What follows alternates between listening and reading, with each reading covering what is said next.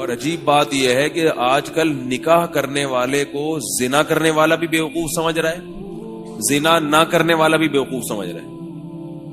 اچھا کام ہے نا. باپ بھی اس کو بیوقوف سمجھ رہے اپنے بیٹے کو, ماں بھی اپنے بیٹے کو بیوقوف سمجھ رہی ہے. الفلاحیہ مسجد کے امام صاحب ہیں, اکیلے دنیا میں شاید رہ گئے ہیں جو کہہ رہے ہیں اچھا کام ہے, اور بھی ہیں کچھ لوگ. ورنہ نکاح کرنے والے کو سب کیا کہتے ہیں؟ پرلے درجے کا بیوقوف کے خامخواہ کی ذمہ داریاں اپنے سر لے رہا ہے. مگر اللہ اس کے رسول کیا کہتے ہیں؟ عبادت کر رہا ہے. بیٹا کہے نا ابا سے میں نے نکاح کرنا, ابا کہتے گھر سے نکلو, کہتے ہیں نا ابا نکل جائے یہاں سے. اللہ کیا کہتے ہیں؟ مسجد میں جا کے کرو. نکاح کرنا کہاں سنت ہے؟ بولتے ہی نہیں ہے یار. اللہ نے کیا کہا؟ میرے گھر سے مت نکلو, شادی ہال میں نہ کراؤ, کہاں کرواؤ؟ مسجد میں. ابھی الحمدللہ مسجدوں میں نکاحوں کا رواج بڑھ گیا ہے. اللہ کہتے ہیں میرے گھر میں آ کے کرو. ابا نے گھر سے نکال دیا کوئی پرابلم نہیں, ماں نے نکال دیا کوئی پرابلم نہیں ہے, نکاح ہوگا مسجد میں ہوگا. نکاح کرو گے ابا کی طرف سے صلواتیں سننے کو ملیں گی, اماں کی طرف سے اپنے خرچے پہ اگر کر رہے ہو, یہ بتا دوں میں اپنی ذمہ داری, بار بار ایسا نہ ابا کے خرچے پہ. ابا نے پال کیا, جوان کر دیا, بس ابا کی ذمہ داری پوری ہو گئی, اب جو ہوگا اپنے خرچے پہ ہوگا. اپنے خرچے پہ کر رہے ہو اور ابا نے صلواتیں سنانا شروع کر دی, جو کہ کریں گے ضرور. اماں نے شروع کر دی, بہنوں نے تانے کوسنے دینا شروع کر دیے. ابھی بہت ہنس رہا ہے یہ بچہ جو ہے نا, بہت ہنس رہا ہے, چھوٹا ہے نا. اگر یہ بالغ ہو چکا ہوتا تو یہ رو رہا ہوتا, کہتے میرے دل کی آواز. یہ بچہ بہت ہنس رہا ہے, اس کو پتہ ہی نہیں بیچارے کو. جب یہ بالغ ہوگا پھر یہ بیان سنے گا تو پھوٹ پھوٹ کے روئے گا, کہے گا کہ آپ کو کیسے پتہ چل گیا میرے دل میں کیا ہے. تو ابا بھی صلواتیں سناتے ہیں, اماں بھی صلواتیں سناتی ہیں, محلے والے بھی, معاشرے والے بھی. مگر اللہ کیا کہتے ہیں؟ جب نکاح ہوگا تو پہلے خطبہ ہوگا, خطبہ. اللہ کی حمد و ثنا ہوگی. صلواتوں کا بالکل اپوزٹ ہو گیا کہ نہیں ہو گیا؟ دعائیں ہوں گی, دعائیں, حدیثیں ہوں گی, قرآن کی آیات ہوں گی. نکاح سے پہلے خطبہ دیا جاتا ہے نا, کیا خیال ہے؟ اور نکاح پڑھواؤ گے کس سے؟ فقہا لکھتے ہیں, اس پر علماء کا اتفاق ہے کہ قوم کا جو نیک آدمی ہو اس سے نکاح پڑھوانا چاہیے. وہ حقیقت میں ہو نہ ہو وہ تو اللہ ہی جانتا ہے, لیکن لوگ جس کو نیک سمجھتے ہوں تو اللہ تعالیٰ اس میں حوصلہ افزائی کی جتنی بھی ان عناصر تھے نا, وہ سارے کے سارے اس میں اللہ تعالیٰ ڈال رہے ہیں. پھر آپ اگر نکاح کریں گے, خاندان ٹائم پہ اگر نکاح کریں گے, بڑھاپے میں کریں گے پھر لوگ خوش ہوتے ہیں. اگر آپ بڑھاپے میں نکاح کر لیا نا آپ نے, آپ ہو گئے 48 سال کے, 50 سال کے, تو پھر تو لوگ رشتہ تلاش کرتے ہیں, بھائی اب کرا دو یار. 15-20 سال کی بات کر رہا ہوں, جو جوانی کی عمر ہے جس میں اصل حکم ہے شریعت کا کہ نکاح کرو. اس عمر میں اگر آپ کر رہے ہیں تو پھر یہ صلواتیں, تانے اور یہ الٹی سیدھی باتیں. تو اس میں اگر آپ کریں گے بھی تو آپ کوشش کریں گے سب کو پتہ نہ چلے, ورنہ معاشرہ ہمارے پیچھے پڑ جائے گا. اتنی کچی عمر میں, بچپن میں شادی کر دی اس کی, یہ کوئی عمر ہے؟ ایسی ایسی باتیں کریں گے. تو اللہ نے کیا کہا کہ جب نکاح کرو تو دھوم دھام سے ولیمہ کرو. دھوم دھام کا مطلب پبلک کو خوب اکٹھا کرو, اس لیے کہ صحیح کام ہو رہا ہے, غلط کام نہیں ہو رہا. ولیمہ کرو, کھانا کھلاؤ پبلک کو, ادھر ادھر چھپن چھپائی کھیلنے کی ضرورت نہیں ہے. لوگ کرتے ہیں نا تو بھاگ کے آتے ہیں ادھر, کہنے کو مل جائے گا, کمرہ ومرہ مل جائے گا, بھاگا ہوا ہوں میں. اور یہ بھی فرمایا کہ مجمع میں کرو. مجمع میں غلط کام کیا جاتا ہے, غلط کام تو چھپ کے کیے جاتے ہیں نا. میں ابھی آ رہا ہوں اصل وہ موضوع پر, یہ میرا موضوع نہیں ہے, لیکن تھوڑا تھوڑا ہمیں اپنی بھی تو ایک خواہش ہے پوری کرنے دینا.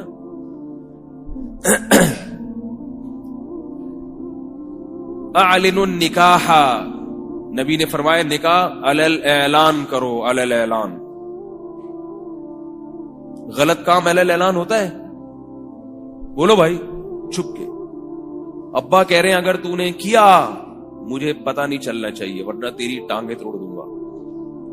اماں کہہ رہی اگر پتا چلا تو نے 17 سال کی عمر میں شادی کر لی. اتنے موٹے موٹے آنسو. میں قوم کو کیا منہ دکھاؤں؟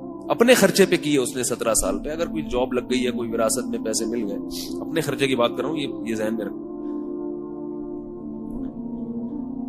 تو اماں کیا تانا دیتی ہیں، ابا کیا تانا دیتے ہیں، پتہ نہیں چلنا چاہیے کسی کو.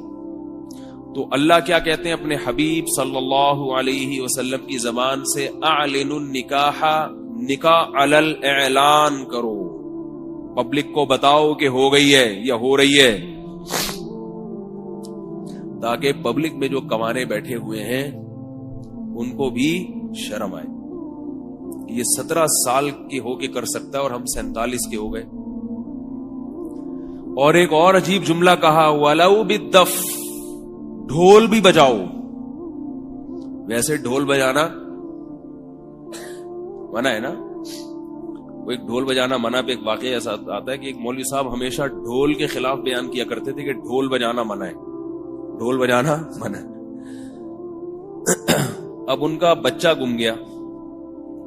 لوگوں نے کہا بھائی ڈھول بجا کے ڈھنڈورا پیٹو پورے محلے کو. پہلے زمانے میں ڈھول بجتا تھا سب اکٹھے ہوتے تھے، بھائی کیا ہو رہا ہے تو بتاؤ میرا بچہ گم گیا. اب وہ ڈھول بجانا منع ہے، وہ تو ساری زندگی بیان یہ کرتے رہیں گے ڈھول بجانا منع ہے، تو پبلک کو اکٹھا کیسے کریں؟ تو انہوں نے کہا چلو ڈھول لے کے نکلو اور یہی اعلان کرو کہ ڈھول بجانا منع ہے. ٹھیک ہے. تو وہ ڈھول لے کے نکلتے تھے اور لوگوں سے کہتے لوگوں میرا بچہ گم گیا اور ڈھول بجانا منع ہے. لوگ کہتے تھے بھائی ڈھول کیوں بجاؤ؟ کہ نہیں تمہیں اس لیے تاکہ آپ کو ایک شرعی مسئلے کا علم ہو جائے، لوگ اکٹھے ہوں ان کو پتا چلے کہ ڈھول بجانا منع ہے. خیر، تو نبی نے کیا فرمایا؟ دف بجاؤ، ڈھول. ڈھول کا مقصد یہ ہے کہ جب ڈھول بجے گا تو سارے محلے کو خبر ہو جائے گا کہ فلانے کی فلانی کے ساتھ شادی ہو گئی. تو کتنی حوصلہ افزائی ہے دیکھو. اس لیے بار بار میں کہتا ہوں کہ یہ جو اپنی چادر ہے نا، اس کی ماحول اور رسم و رواج کی چادر، اس کو اٹھا کے باہر پھینک دو، ورنہ یہ معاشرہ تمہیں کسی کام کا نہیں چھوڑے گا. یہ اچھے کام پہ اپریشیٹ نہیں کرتا، یہ ہمیشہ غلط باتوں کی ترغیب دیتا ہے. وَإِن تُطِعْ أَكْثَرَ مَنْ فِي الْأَرْضِ يُضِلُّوكَ عَنْ سَبِيلِ اللَّهِ. اللہ فرماتے ہیں اگر زمین میں اکثریت کو فالو کرو گے تو یہ تمہیں اللہ کے راستے سے ہٹا دیں گے.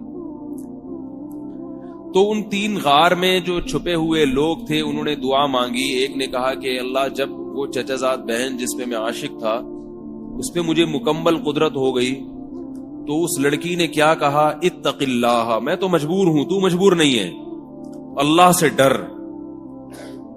میں یہ عرض کر رہا تھا کہ زانی یہ بھول جاتا ہے کہ اس کا مجھے قیامت کے دن حساب دینا ہے، حساب دینا ہے اس کا. اور زانی پر ایک پھٹکار دنیا میں برستی ہے، وہ آخرت میں بعد میں. وہ یہ کہ اس کو جو گھریلو زندگی ہے وہ اس کی تباہ و برباد ہو جاتی ہے. اپنی زوجہ کی طرف رغبت ختم، روزانہ نئے مزے بدلنے کا شوق، اس سے اس کی لائف کیا ہوتی ہے؟ ڈسٹرب ہو جاتی ہے، ذہنی سکون خراب ہو جاتا ہے.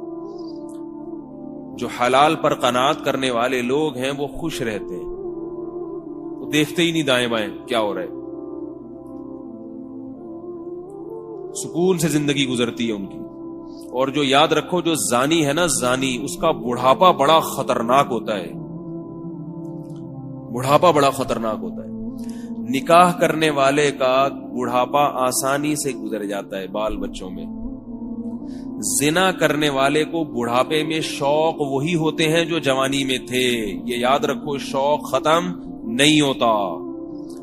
اگر کوئی یہ سمجھتا ہے کہ جوانی میں زنا کا شوق ہے یہ بڑھاپے میں خود بخود ختم ہو جائے گا، یہ بہت بڑی بھول ہے. اگر بڑھاپے میں زنا کی خواہش ختم ہو جاتی تو نبی صلی اللہ علیہ وسلم کی یہ وعید نہ ہوتی کہ قیامت کے دن اللہ بوڑھے زانی کی طرف نظر اٹھا کے بھی نہیں دیکھیں گے. قوت ختم ہو جاتی ہے، طاقت ختم ہو جاتی ہے، خواہش ختم نہیں ہوتی. اور اس سے بڑا عذاب کیا ہوگا کہ ایک چیز کی خواہش ہے مگر اسے پورا کرنے کی قوت نہیں ہے. کسی چیز کا دل چاہ رہا ہے آپ کا، مگر آپ اس خواہش کو پورا کر نہیں سکتے. یہ تو 24 گھنٹے کی ٹینشن ہے یا نہیں ہے؟ کیوں نہیں سمجھ میں آ رہی بات بھائی؟ خواہش ختم نہیں ہوتی بوڑھے میں اگر اس نے جوانی میں اپنے آپ کو کنٹرول نہ کیا ہو.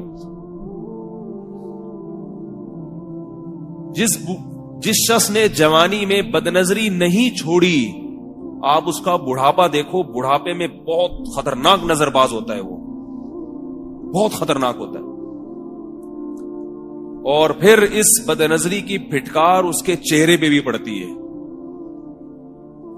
اور توبہ کی توفیق پھر اکثر نصیب نہیں ہوتی. لوگ یہ سمجھتے ہیں کہ جوانی ہے تو بڑھاپا جب آئے گا تو خود بخود چھوٹ جائے گا. نہیں چھوٹتا، خود بخود اور پختہ ہو جاتا ہے، اور پختہ. اس لیے اس خوش فہمی میں ہرگز نہ رہیں بھائی. اگر اللہ نہ کرے کسی نے زنا کیا تو خوب گڑ گڑا کے اللہ کے سامنے توبہ کرے. وَلَا تَقْرَبُوا الزِّنَا إِنَّهُ كَانَ فَاحِشَةً وَسَاءَ سَبِيلًا. فرمایا زنا کے قریب بھی مت پھٹکو، قریب بھی مت جاؤ. کسی عورت کے ساتھ تنہائی اختیار کرنا اسلام میں حرام ہے. کسی عورت کے ساتھ، یہ نبی صلی اللہ علیہ وسلم کی شدید وعید ہے اس پر کہ کسی بھی جوان عورت کے ساتھ آپ تنہائی اختیار، جوان ہو یا عمر زیادہ ہو، تنہائی نہیں اختیار کرتی. یہاں بہت ہی کوئی بوڑھی ہے، نانی دادی بن گئی بالکل ہی 90-95 سال کی، ایک الگ بات. جوان عورت ہو، 50-55 سال کی عورت بھی جوان ہی ہوتی ہے. آپ اس کے ساتھ تنہائی اختیار، بولو نا بھائی، نہیں کر سکتے. لفٹ میں بعض دفعہ ایسے ہوتا ہے، کہیں بلڈنگ میں آپ جا رہے ہیں، کوئی خاتون چلی گئی لفٹ کے اندر، آپ باہر آ جائیں، آپ نہ جائیں، موقع تلاش کر رہے ہوتے ہیں. ہمارے یہاں ہوتا ہے لفٹوں میں خاتون جا رہی ہیں، بندہ بھی چلا گیا، کہتے ہیں نظر نیچی کے کھڑے ہوئے. تو بھائی یہ جب جائز ہی نہیں ہے آپ کا اس کے ساتھ تنہائی اختیار کرنا، تو آپ کو جب شریعت اجازت ہی نہیں دے رہی تو آپ کتنے اچھے ہیں برے ہیں یہ بحث ہی جائز نہیں ہے. میں منع کرتا تھا بعض دفعہ، ہم وہاں حج پہ گئے تو وہ لفٹ میں بعض دفعہ ایسا، وہاں تو بہت ہوتا ہے ایسے، اکیلی خاتون جا رہی ہیں تو کوئی بندہ چڑھ گیا تو میں منع کرتا بھائی نہیں، باہر میرے ساتھ چلے جانا. اس سے کہتا میرے ساتھ چلے جانا. نہیں بھائی ہم کو حج کرنے آئے ہیں، لڑکیوں کو دیکھنے تھوڑی آئے ہیں. مجھے پتا ہے بھائی آپ حج کرنے آئے ہیں، تو یہاں اگر اللہ رسول کی نہیں مانو گے تو پھر کہاں مانو گے؟ اللہ اس کے رسول نے یہ نہیں کہا کہ جو نیک لوگ ہیں وہ اکیلے سفر کر سکتے ہیں، عورت کے ساتھ سفر نہیں، یعنی تنہائی اختیار کر سکتے ہیں. جو برے لوگ ہیں ان کو اجازت نہیں، نہ برے کو نہ نیک. تنہائی جائز نہیں ہے. تنہائی، ہاں کسی خاتون سے بات کرنی ہو، کوئی دوسرا موجود ہو، اگر مجبوری ہو تو بے شک دوسری خاتون ہی ہو. تنہائی جو ہے، تنہائی یہ بہت خطرناک چیز ہے. لوگ ان چیزوں میں ذرہ برابر احتیاط نہیں کرتے، بس براڈ مائنڈڈ بننے کی کوشش میں ہر آدمی. یار ہم لوگ اتنے نیچ سوچ کے نہیں، اتنے گھٹیا نہیں ہے جیسے مولویوں کی باتیں ہیں. تو گھٹیا پن تو یہ بھی ہے کہ اگر زنا کر لیا تو کیا ہو گیا، اس کو بھی اگر آپ نہ دیکھو تو بھی کلچر ہے. گورے تو کرتے ہیں نا، کیا ہے زنا ہو گیا، گرل فرینڈ ہے تو کیا ہو گیا. ہم جا کے کہتے ہیں توبہ توبہ استغفر اللہ، کہتے ہیں یہ اس لیے تو ترقی نہیں کر رہے یہ لوگ. غیرت کو زندگی سے نکال دو تو پھر جو چاہے کرو. پھر نہ جمعے کا بیان سننے کی ضرورت، نہ اتوار کا، نہ کسی عالم کے پاس جانا، نہ کسی بزرگ کی ضرورت نہیں. اور اگر غیرت والی زندگی گزارنی ہے تو شریعت کے ان احکامات کو فالو کرنا پڑے گا. تنہائی عورت کے ساتھ جائز نہیں. ہمارے ایک دوست تھے یونیورسٹی میں، بہت بڑے پروفیسر تھے، کیا ہیں الحمدللہ. تو یونیورسٹی کی جو لڑکیاں ہیں بعض دفعہ ان سے اپنے پرائیویٹ بلکہ پرسنل جو میٹر ہے نا اس پہ مشورے لیتی ہیں. اب وہ بعض چیزیں ایسی ہوتی ہیں کہ وہ تنہائی کے بغیر وہ بتا نہیں سکتی اپنی بات. تو وہ مجھے بتا رہے تھے کہ میرے سے مشورہ لینے کے لیے جب کوئی لڑکی بیٹھتی ہے اسکول میں، کلاس میں، تو اب مسئلہ یہ ہوتا ہے کہ کسی اور کی موجودگی میں وہ بات نہیں کرنا چاہتی. میں نے کہا کہ یا تو آپ اس سے موبائل پہ بات کر لیں، اور اگر یہ ممکن نہیں ہے تو کلاس کا دروازہ کھول کے رکھیں مکمل. اس سے بھی یہ مجبوری کی بات ہے، مجبوری میں اس سے بھی تنہائی بولو نا بھائی ختم ہو جائے گی. دروازہ کھلا ہے تو پھر تم سب آ رہے ہیں جا رہے ہیں دیکھ رہے ہیں. لیکن وہ بتا رہے تھے کہ یونیورسٹیوں میں پروفیسر اس کی احتیاط نہیں کرتے. جو اسٹوڈنٹس ہیں اگر انہوں نے پوچھنا ہو پروفیسر صاحب سے کوئی بات کرنی ہے تو پروفیسر کہتے کنڈی لگاؤ، تالا لگاؤ، پرسنل میٹر ہے نا، آپ کا پرسنل معاملہ ہے تو بہت تنہائی کے ساتھ بہت احتیاط کے ساتھ کان میں آ کے بتاؤ میرے. حرام ہے، گناہ ہے، جواب دینا ہے اللہ کو قیامت. تنہائی میں اپنی بیگم کے ساتھ بیٹھا کرو بس، اور اگر نہیں ہے بیگم تو صبر کرو، اللہ سے دعا مانگو. جی ایک اور دے. تو میں اس لیے عرض کر رہا ہوں کہ یہ جو نکاح کرنے والے لوگ ہیں یہ بے وقوف نہیں ہے. جو زنا کرنے والا ہے وہ پرلے درجے کا احمق ہے، کیونکہ اللہ نے قرآن مجید میں خام خواہ میں نہیں کہہ دیا کہ زانی کو 100 کوڑے مارا کرو. قرآن میں کہا نا اللہ نے کنوارا مرد یا کنواری لڑکی اگر زنا کرے تو اللہ نے کیا کہا ہے، چوک پہ کھڑا کر کے 100 کوڑے مارو، چوک پہ کھڑا کر کے. وَلَا تَأْخُذْ بِهِمَا رَأْفَةٌ فِي دِينِ اللَّهِ، اور جب اس کے کوڑے لگ رہے ہوں یا کوڑے مارے جا رہے ہوں تو اس معاملے میں تمہارے دل میں نرمی نہیں پیدا ہونی چاہیے. ہائے ہوئے نہیں کرو، ہائے بیچارے کو زور سے لگ گئے، ہائے بیچارے کو یہ ہو گیا، ہائے یہ کیا ہو گیا، ہائے یہ کیا ہو گیا، ہائے توبہ کر لیتا، ہائے توبہ کا دروازہ تو کھلا ہوا تھا. اللہ کہتے ہیں گواہوں سے اگر ثابت ہو گیا تو توبہ کرے گا میں قبول کر لوں گا. سزا دینے میں نرمی نہیں، سزا پوری دو پھر ہائے ہوئے کرتے رہو بیٹھ، پھر اس کو ہار دلانا جائز نہیں ہے، پھر اس کو تانے دینا جائز نہیں ہے. جب ایک دفعہ سزا مل گئی بس اب تانے نہیں دے سکتے. اور شادی شدہ مرد اگر زنا کرے، شادی شدہ کا تو سخت حکم ہے، اس کو جب حلال ہے تو حرام کی طرف کیوں جا رہا ہے وہ؟ تو پھر اس کی سزا کیا ہے بتائیے؟ رجم ہے، رجم.